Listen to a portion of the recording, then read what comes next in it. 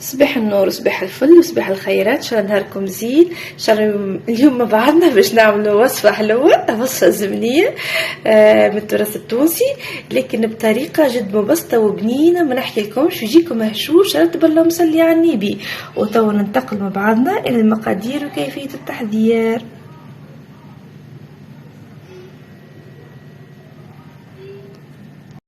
صباح النور، صباح الفل، ان شاء الله نهاركم زين. ان شاء الله يا ربي ينعاد علينا كل يوم بالخير والهنا على الناس الكل. قبل ما نبدا الفيديو نتاعي نبدا بالصلاه والسلام على رسول الله. اللهم صل وسلم وبارك على سيدنا محمد. وكانك اول مره تزور القناه نتاعي فضلا وليس امرا الاشتراك بالقناه وتفعيل الجرس باش يوصلك كل جديد. ان شاء الله مع بعضنا اليوم باش نعملوا روسيت حلوه بالطبيعه ديجا معناها كيف من الوصفات الزمنيه اللي هو باش نعملوا اليوم سابلي بنوات كوكو، لكن حاجه بنينه وحاجه ديالي. وكما عودناكم الله تقطع عنا عاده بقدره ربي السميع العليم. الريسيت نتاعنا ناجحه 1000%. اليوم باش نعمل كونتيتي كبيره شويه. انتم تنجموا معناها تقسموا الكونتيتي الكميه على 2 على 2 على 3، انتم واش تحبوا. باهي بسم الله. ديجا هوني خديت عندي باش نعمل معناها مقدار تاع 2 كيلو فرينه، لكن بالضبط ما يجوا معناها 2 كيلو غير 50 غرام، لكن انت نوع الفرينه. هوني خديت عندي 750 غرام زبده، خديت معناها 300 لا اله الا الله محمد رسول الله. خليني نركز مليح بليتو. بالنسبه للزبده خي 350 غرام زبده معناها عربي. كي تلاحظ ديجا هذه زبده ديليس، وهذه ديجا زبده عربي ديالي معناها حر بير، وهذيك ديجا كيف معناها هذيك مارغرين. معناها الكونتيتي الكامله خديت معناها قسمت الكميه على نصين، عملت مارغرين وعملت زبده عربي. خاطر ديجا نعرف الزبده العربي معناها ديالي قويه، مش كيما معناها كميه الزبده تاع الحانوت كيف من هكا، او خففتها بشويه معناها مارغرين وميم طون تجينا حاجه زمنيه والكون تاعها بنين. حطيت عليها هكا رشه تاع ملح خفيفه. هنا عندي 750 غرام نتاع لا اله الا محمد رسول الله سكر نشاء سكر محور بليتو، لازم يكون منخول معناها كان غربلوه. هنا عندي 300 غرام من شاي كيف لازم يكونوا معناها مغربلين. هنا عندي لاروم تاع البنان، انتم تحبوا تحطوا الفاني تحطوا، مي باش نحط البنان. وبالطبيعه ما يغيبنا على طعام في الحلو هي ديما شترك كعبه القارص باش تنحي الصفورين تاع العظم. يكذب عليك كيلك سوا تحط فاني تحط بنان، لازم باش تحس هكا اللي سيرتو اللي يتذوق ويشم مليح تلقى ريحه العظم تضربك في خشمك. هذيك علاش ديما معناها نضيف جو دو سيترون. هنا عندي 6 كعبات عظم و3 معناها باكوات نتاع ليفي شيميك خميره نتاع جاتو معناها 30 غرام كل باكو 10 غرامات. لا اله الا الله. توا شنو باش نعمل؟ ديجا خديت الزبده نتاعي بحراره الغرفه كي تلاحظوا اللي هي ذايبه، باش نضيف لها السكر المحور ديجا باش نخلوهوني ومعناها ونركضها مليح كيك سوا بيديك والا بالفوي والا بالباتور. توا باش نضيف انا لا اله عند رسول الله السكر نتاعي معناها بشويه باش نخلو، ومن بعد نخلطهم نركضهم مليح ونسلق اللي حاجتي بيه نوريهولكم ان شاء الله.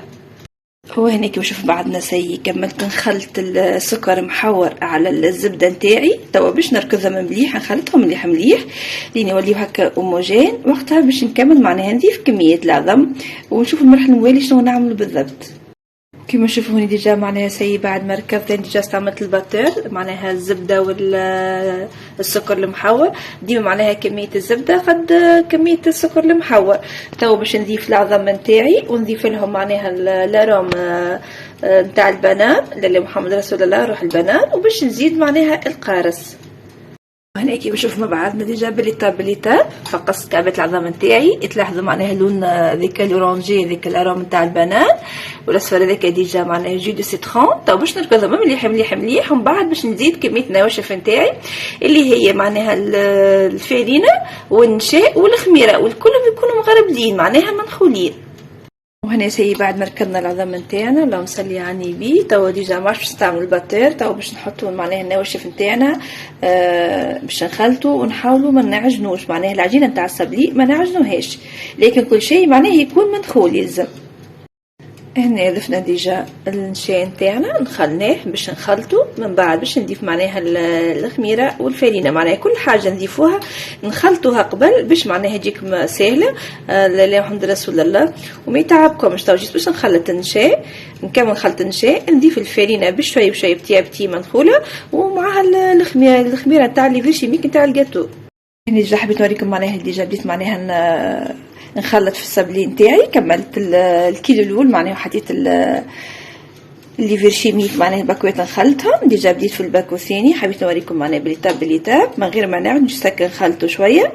نكمل معناها نخلطهم الكل، نوريكم معناها التكستير القوام اللي حاشني بيه.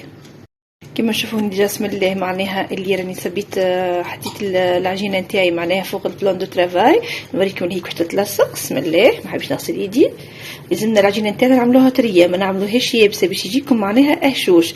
ديجا هي تتلصق. تو باش نكمل نلم معناها الفرينه نتاعي. بالنسبه للفرينه انا كليت لي 2 كيلو بالضبط، على خاطر انت نوع الفرينه معناها تتبع فيها بشويه. تو هكا جوست باش من غير ما نعجنها. بسم الله باش نبدا هكا جوست نكور فيها الكل مع بعضها. نكمل هكا نلمها. ديجا هوني تلاحظوا اللي يدي هكا تتلصق. توا باش نمشي نغسل ايدي لاله محمد رسول الله، وباش نكمل معناها نلمها نكورها وباش نحطها في ساشي اليمونتير ونحطها ترتاح على الاقل نصيف ساعه في الفريجيدير.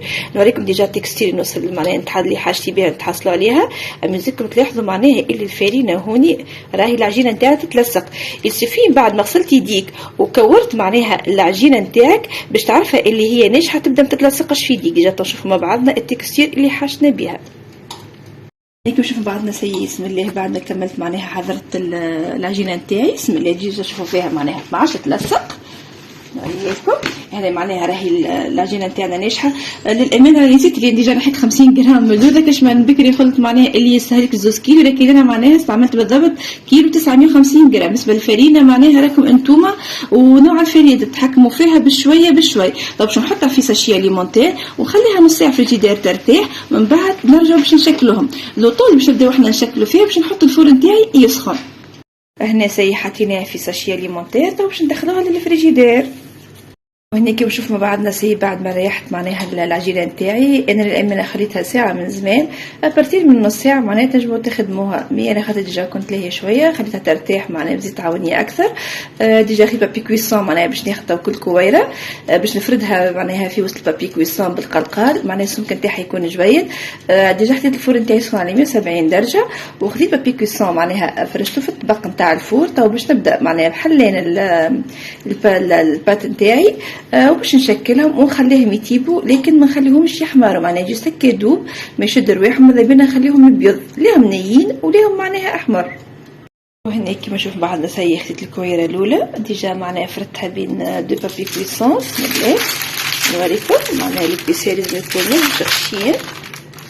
توا باش نشكلها ونحطهم معناها في الفور يطيب باش نكمل معناها الكميه اللي عملتها الكل ومن بعد نرجع لكم ان شاء الله. وهنا كيما نشوفوا ديجا هذا معناها الشكل الاولاني. ديجا باش نكمل معناها نحطه في الفور يطيب. نقصت الفرن تاعي على 165 درجه بين 160 و 165 درجه كل واحده معناها بحراره الفرن تاعها باش نخليه يطيب نتاع درجه من زمان ما نخليهوش يحمر معناها. من بعد نخرجوه يبرد نكمل معناها ديجا الكونتيتي الكل ونرجع لكم ان شاء الله في المرحله الاخرانيه بقدره ربي. وهنا ديجا نوصلوا معناها المرحله النهائيه معناها نتاع السابلي نتاعنا. اللهم صل على النبي. السابلي نتاعنا حضرنا مع ديجا اشكال مختلفين. ديجا بالنسبه للنباج معناها انت شنو تحب تعمل معناها نباج تاع العسل ولا تحب تعمل ديجا نباج كراميل. بسم الله نوريكم. ولا تحب معناها حتى المعجون شويه يرجع لك انت. انا ديجا هنا خديت عندي كيف نواد كوكو ولا اله الا الله محمد رسول الله. تو باش ناخذ معناها كل الكعبه. بسم الله هكا معناها باش ندهنها بالنباج ولا سق فيها كعبتها الاخرى ونقوم معناها ونقوم بالتزيين. توا ديجا نرجع لكم ان شاء الله بقدره ربي في صحن التقديم. وتوا نوصل لنهايه الفيديو نتاعنا بعد ما كملنا السابلي نتاعنا. اللهم صل على النبي. جاي شوش ما نحكي لكمش ندكم نشارككم ان شاء الله تجربوا الروسيت بليتو وتعجبكم. خديت هكا جست هكا شويه موديلات هكا صغيره. ثم اللي ديجا معناها عملتهم بالنواد كوكو وثم ديجا بالشوكولا وثم اللي خليتهم سامبل معناها ديجا بليزير موديل هما جست هكا حطيت لكم جست شويه بركه. وتوا ما بقى لي كان باش نخليكم في امان الله. الى ملتقانا في فيديو قادم. بسلامه.